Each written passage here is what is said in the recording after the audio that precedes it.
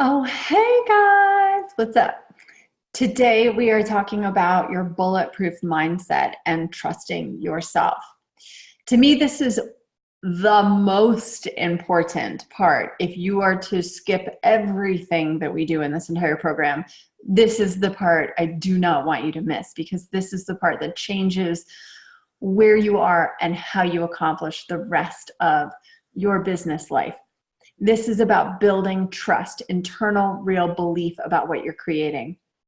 Oftentimes, what trips up an entrepreneur or the experience of getting to the end result that you know you're after in your business is that you start doubting. You start comparing, you start getting a little bit scared, you start deciding you're probably not the right messenger for this, you decide you're not good enough, and the ego will take you the fuck out. So if you don't build out these habits of mindset and you don't spend some time in this space, then you're likely to have the sweep the leg Johnny moment. So this is a really, really, really important section.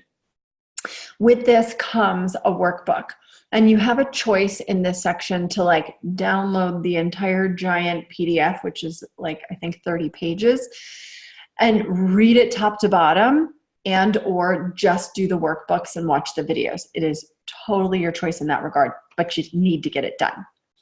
So in this space, we are in the heart chakra. As mentioned earlier, we're in this space where the heart is containing all of our trust or lack thereof, as well as all of our triggers and what is true. And that is what our intuition tells us. So what we want to do first is really build up the trust. And what building up the trust does as well is it's going to lower the armor. So ancestrally speaking, and in our lineage, we have built up a sheath of armor. And whether it be energetic or actual armor, it doesn't really matter. But throughout our lifetimes, we have always worn bulletproof vests or metal armor to protect our heart and lungs. Because as you know, one blow to either one of those and you are out. So what it does is it makes us protect our heart. It makes us protect how we sort of show up in the world. And it makes us play small, right? Because if we're the loudest one in the room or the brightest one in the room, then it's easy to become a target. Okay. And especially in business, when you get big, you become a target for people. You become target practice for people. So it's really, really, really important here that you build, instead of a bulletproof vest, a bulletproof mindset. With that in mind, we're going to just share this little screen here. I just believe in visual aids, so bear with me as we do this. There we go. So trust is all about building a bulletproof mindset. And again, I want to add and reiterate this. When you become big in business or any aspect of your business, you become a target to other people. And I want to bring in some other businesses that you can imagine were and are still, in a lot of cases, target practice for the world. We are going to either love them, or we are going to adamantly hate them for what they're doing in the world. But these are also brand new businesses for the most part that have come up, that I also want you to consider just how big or small you're playing with your own business when you see these ideas. So recently, a couple of ladies got together, these high school kids, and they created the drink meter. Now, this was a problem that they saw was easy to solve. They figured out a way to create a meter that goes in your drink and tells you whether or not you've been roofied. So now you can send your kids or your college kids or even us to a bar with a little drink meter, and you can find out whether or not somebody slipped something in your drink before every sip. Amazing geniuses, love them. They probably are not going to need the bulletproof mindset per se, but these are high school kids who invented this. So they need the bulletproof mindset because there's going to be a lot of big people telling them they can't do something. So it's really important that they have belief in themselves and belief that they can do it. Somebody else created a solution, Mission Ballroom here in Denver, decided to get a big box warehouse space, but instead of decorating it and deciding that it was a concert hall and making it specific like all the concert halls before it, they decided to make an accordion-like setup so that they could set it up to fit any size or any style musician, so that everybody could always see the stage from any direction they were in. So they've just created this huge solution. But you can imagine whenever you move into a new direction, whenever you change the way that people are accustomed doing business, they're going to run into problems, right? People are like, well, I like my black box theater. Or I don't want to stand in a circle, or I don't want to see the concert this way. I'm accustomed to them being in this one direction. So you're going to run into problems when you change the way that we do it if you become a change maker in that regard. So Mission Ballroom needs a mindset. The Airbnb and VRBO people, granted they're in the same category, but Airbnb one-upped VRBO. They decided that they were going to offer people's spare bedrooms. That's how they got started, offering people's spare bedrooms. Now, it was on the back of VRBO and this idea of vacation rental by owner. And it was a great platform what VRBO did, but Airbnb just went, well, there's a lot of people out there with spare rooms who could be making 50, 60 bucks a night. So they decided to do that and build their platform off of that. Now, both have in the last few years come under immense pressure and stress because, again, there are no regulations of this. And so people are going in and they're getting videotaped while they're staying at a place, and or they're filming pornography there, and that's showing up in people's houses and places. So you're watching videos in your house is on a porno video. There's a lot of stuff in this arena that, again, if the owners and CEOs don't have bulletproof mindset and the stick-to-itiveness, this probably isn't going to work out. Rent the runway. Who would have thought that we could rent clothes? Like, honest to God, can you imagine being the person who realized I can buy all the cool clothes in all the shapes and sizes that I want, and I can rent it online and ship it to these people and get it back and dry clean it and ship it to the next person? Brilliant. But imagine how many no's. Imagine how many times this owner heard no, and how hard it was to crowdsource and get money for this online platform and to build all the clothes into the space and have enough materials to send out to the masses of all the people that were looking for this stuff.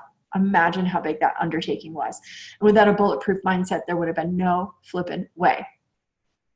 Uber, Lyft, same thing. The motorized scooter that's on the street, same thing. And that one's going to be trouble because it's going to have a huge liability about it.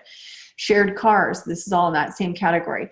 Here's another one. The Mighty Patch eradicates the painful zit that lies under the skin. Brilliant, brilliant, brilliant. But again, you have to convince people to put a patch on their face when they're already insecure that they have a zit on their face. So they have to trust that the people who are going to buy this hate those underlying zits more than they hate wearing a patch on top of their skin. And then last, of course, the famous Poopery, my favorite. Have never bought it, terrified of actually buying the Poopery. I don't know why. You guys are welcome to send it.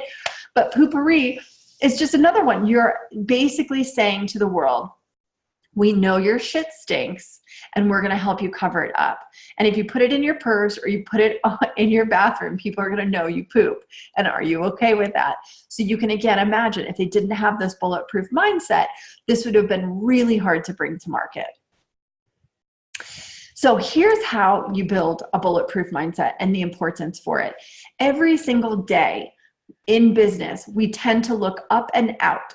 We tend to look at what we don't have. We tend to look at what we haven't accomplished. We tend to really put the line far, far, far out ahead of us. So what I want you guys to do is get yourselves a beautiful journal or notebook or something cheap, I don't care, by your bedside. And in the morning, the process is, before you step your feet on the ground, write 3 to 5 things that you are super, super grateful for. Super grateful for, that just wake up first thing, just start that gratitude. 3 to 5 things every morning. And before bed, before you turn your lights out, before you check your phone and, go off into Facebook land, write down 3 to 5 accomplishments from the day regarding your business. Now, if you didn't get anything in your business done and you're just happy you tied your shoes and brushed your teeth, that goes in the book too. but a minimum of 3 to 5 things that you've accomplished. I call it the look at me book or the brag book, but definitely take the time to be bragging daily so that when you're having the down day and the doubt day, you have proof of what you are accomplishing and just how great you really are. Now, in this workbook, you're going to see all of the rules and all the things that need to get accomplished here. This is a big workbook, and I'm not letting you off the hook because this is the difference between those who are successful and those who are playing in this arena. If you want to have a bulletproof mindset and you want to work past all the pieces of you that doubt, all the pieces of you that are holding yourself back, all the pieces of you that maybe think you can't do this thing or not going to quite accomplish it, this is so fucking important, you guys, okay? So the next section is all about what you love. And when you are really clear about the things that you love on those really shitty, crappy days, you have now a list of things that you can do. You have a list of things that you can focus your attention on, and you have a vibration that you are always wanting to live in. If you don't know what you love or what you want, this is something you got to work on because this is the prop that holds you up. What you love matters. Next, what have you created? Now, it's not just origami and pictures and paintings and things of that nature, but rather what have you created? Meaning the accolades, the awards, the certificates, the diplomas on your wall. What are all the things that you've created, all the things that you've taken the time to finish, to get checklisted off, to really have something to show for? Write that down. Next, what do you have? Now, so many of us are so focused on not having anything or not having enough or not having what we want. In this arena, we're really focused on what you have. And this is the material stuff, guys. This is that opportunity to write down what you actually have in your life so that you can begin to really take stock of what you've thus far physically created. So if it's a couch or a backpack or a house or a car or whatever, write down what you have. That way you have physical proof of what you're creating. This is really an important one because, again, we assume and imagine that we are not good enough all the time. So spending time on what you love about yourself is going to transform and transmute.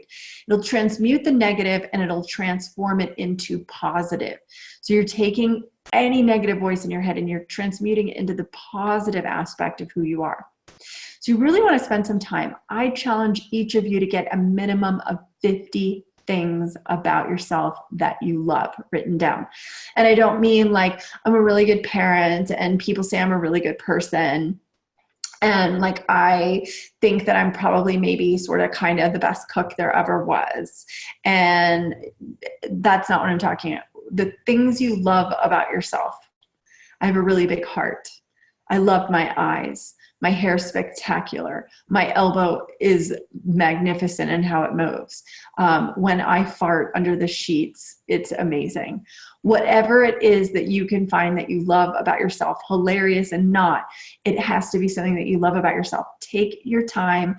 And if it takes a few days and you're just writing one thing a day, just as you're building the momentum in the list, that's okay. Sometimes writing 50 items about something that you love about yourself is big. It's rare that we're asked to brag about ourselves. It's rare that we're asked to really write down what is true for us, what we've created, what we are amazing at. And that is what starts this bulletproof mindset. It's a lot easier to believe in you're awesome when you know you are awesome. Next, what is your favorite time of the day? It's really important to understand this one because energetically we all have sort of an hour of power and a time period wherein I say that's when you sink your CEO time in, where you're staring out a window, where you go for a walk, where you meditate, where you write, where you create. That hour of power can really be impactful to you in your creative process when you can acknowledge it. And last, what makes you feel lucky? Now, you're going to be busy on your gratitude journal and writing down your accomplishments. So that can really feel like what makes you feel lucky. But I want you to get even clearer about what luck feels like to you. Some people say it's earned. Sometimes people say you have to work hard for it. But I actually feel like we create it and it is manifestable. So what kind of luck do you want to manifest? More money, more time, more energy, more love, more experience? What is it? What does luck feel like to you?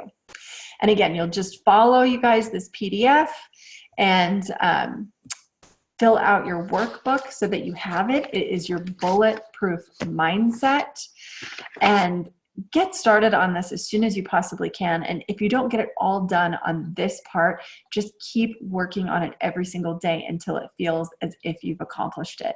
And then again, stay with the gratitude journal and the accomplishment space so that you can just look back a year from now even and say, holy cow, look at what I accomplished by taking baby steps every single day. Action every single day equals what you're after. Okay, you guys, thanks a lot. I'll see you soon. Bye.